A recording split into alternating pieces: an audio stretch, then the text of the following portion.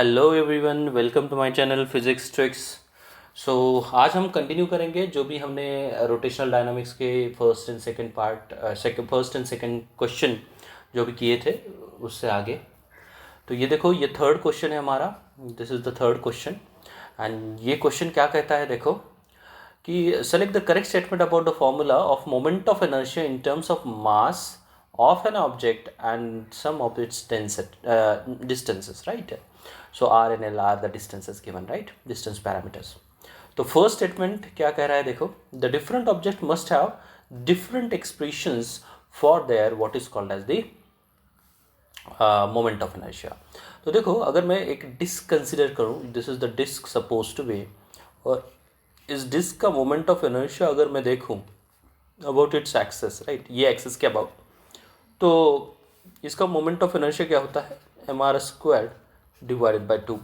और अब मैं इसको कट करूं, राइट, ये जो सारा पार्ट है, ये सारा पार्ट मैं अगर इस पर कट करूं तो इस पार्ट का अगर मैं देखूं बस मोमेंट ऑफ इनर्शिया, तो भी सेम मोमेंट ऑफ इनर्शिया आएगा mr²/2, प्रोवाइडेड इसका मास जो है वो सेम होना चाहिए।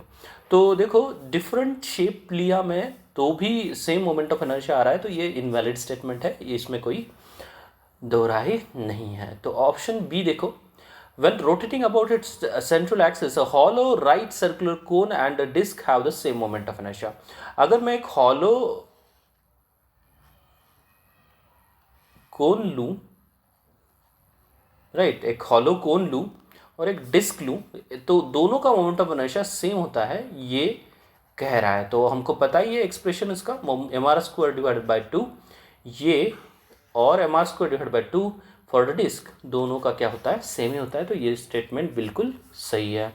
Expression for moment of inertia for a parallel pipe rotating about the transverse axis passing through its centre includes it's depth.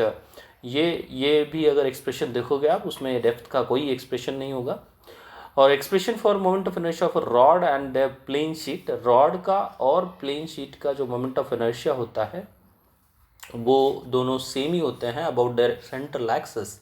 तो अगर मैं इसका देखूँ और इसका देखूँ तो हमको पता है दोनों का डिफरेंट होता है। इसका ml² डिवाइड बाई 2 होता है और इसका ma² divide by 2 plus mb² divide by 2, और यहाँ पर a और b इसके जो भी लेंथ एंड ब्रेड्थ होता है। तो ये सारे एक्सप्रेशंस आपको याद होने चाहिए। तो ये डी ऑप्शन भी गलत है। तो ये थ्योरेटिकल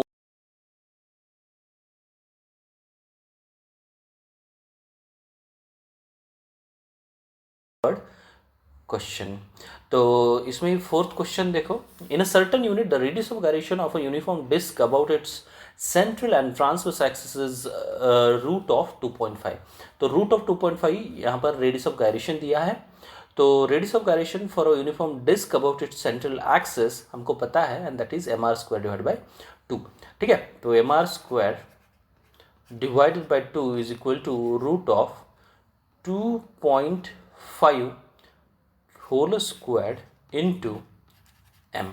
अब ये क्यों लिया, एम के स्क्वायर से हम इक्वेट करते हैं। तो यहाँ से अगर मैं आर की वैल्यू निकालूँ तो आर की वैल्यू हो गई हमारी 2 इंटू 2.5 विच इज़ 5।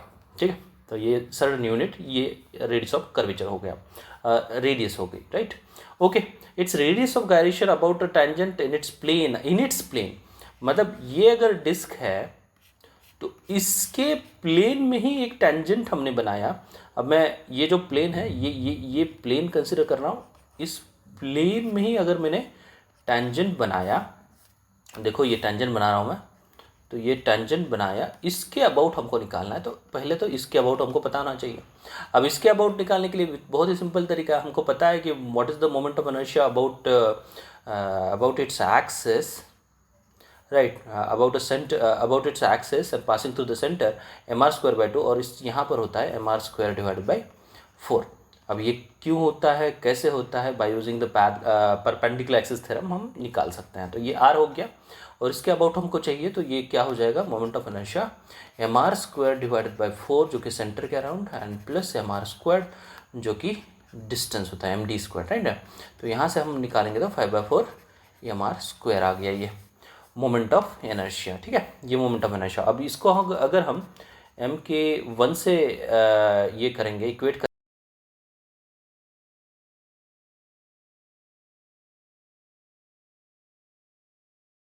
कैंसिल, तो k1 square is equal to 5/4 इंटू ये r स्क्वायर, मतलब ये हो गया तो यहाँ से अगर देख रहे हो आप, this is nothing but what is called as the r square only, तो दैट इज़ 5।